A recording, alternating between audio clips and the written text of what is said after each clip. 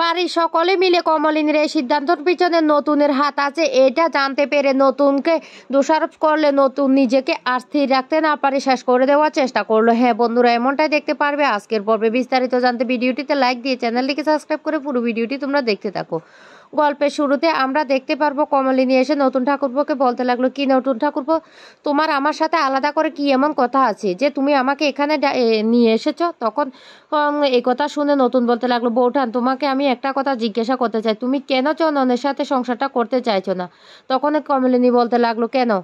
এটা আমার একান্ত নিজস্ব ব্যক্তিগত ব্যাপার, তুমি কেন আমাকে এই প্রশ্নটা করছো?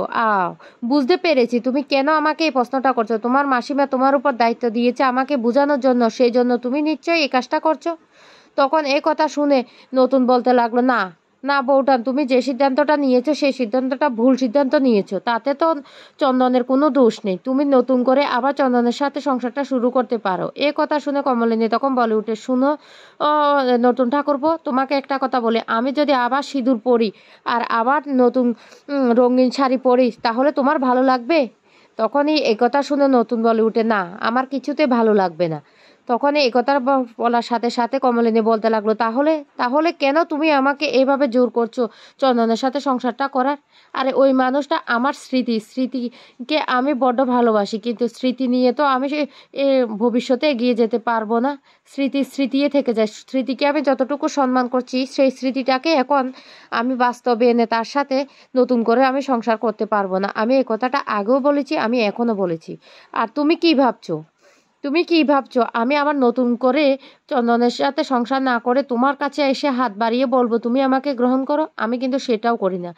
আমার এই ভালোবাসা কোনো চাওয়া পাওয়ার মধ্যে নেই, আমার এই ভালোবাসা সত্যি মন থেকে। তখন নতুন বলতে লাগলো, সেটা তো আমি বুঝতে পারছি, কিন্তু সবাই যে তোমার দিকে আঙ্গুল তুলছে, সবাই এইভাবে তোমাকে খারাপ খারাপ কথা বলছে, যেগুলো আমার শুনতে খুব খারাপ লাগছে, কিন্তু আমি কি করব?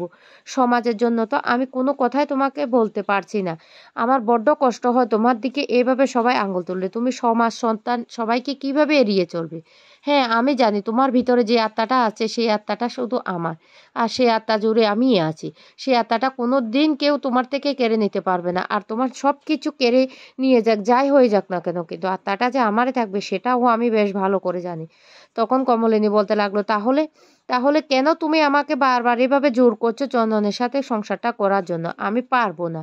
আমি বলে দিয়েছি, একটা মানুষকে আমি স্মৃতি হিসেবে ভেবে নিয়েছিলাম, আর সেই স্মৃতিটা আমার কাছে সম্মানের, আর সেই স্মৃতিটাকে নিয়ে আমি আগলে আবার নতুন করে সংসার করতে পারবো না। আমার একটা মনকে আমি দুভাগে ভাগ করে দিতে পারবো না।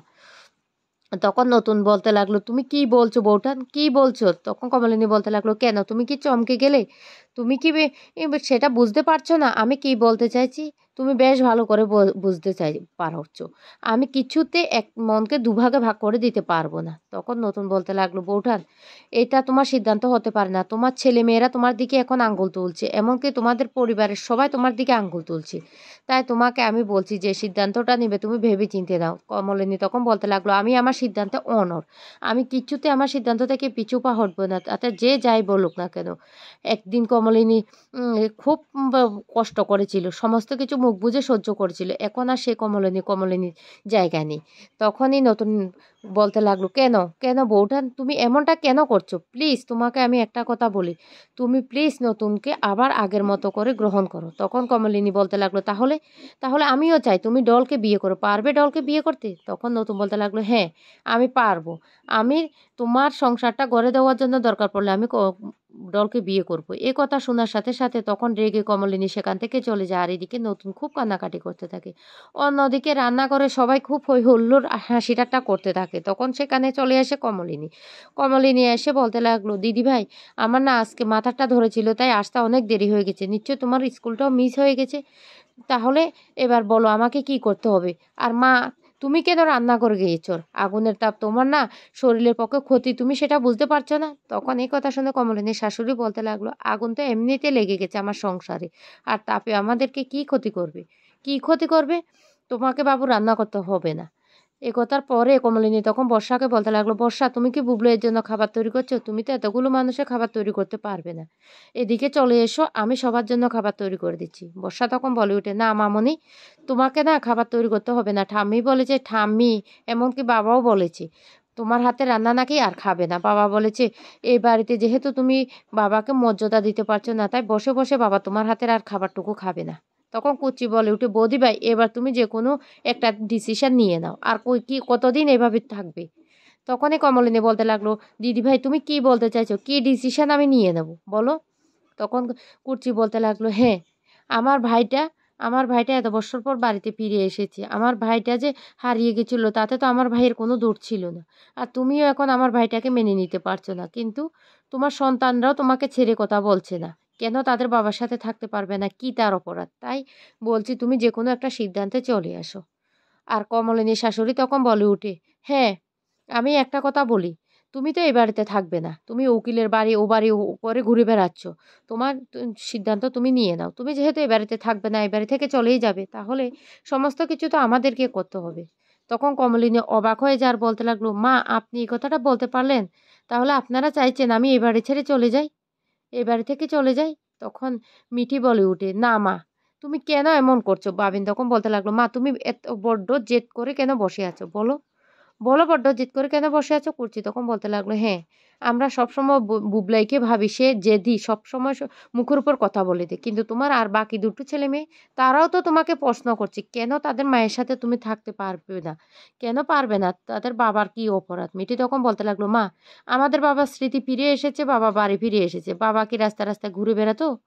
তাহলে তুমি কেন সেটা মেনে নিতে পারছো না? কমলিনী তখন বলে উঠে, শুনো মিটি, তোমাদের বাবা ফিরে এসেছে তাতে কি আমার কোনো আপত্তি আছে? না, আমি খুশি হইনি। তোমরা তোমাদের বাবাকে পেয়েছো, তোমাদের বাবার অধিকার আছে এই বাড়িতে ফিরে আসার। আর তোমাদের বাবার হয়ে তোমাদের ঠাম্মি তো তোমাদের বাবার পক্ষে কথা বলবে, কারণ উনি উনার ছেলে তো। দিদিভাই, দিদিভাইয়েরা তো ভাই, দাদা, সেই জন্য দিদিভাই দাদার পক্ষ হয়ে কথা বলবে, আর তোমরাও।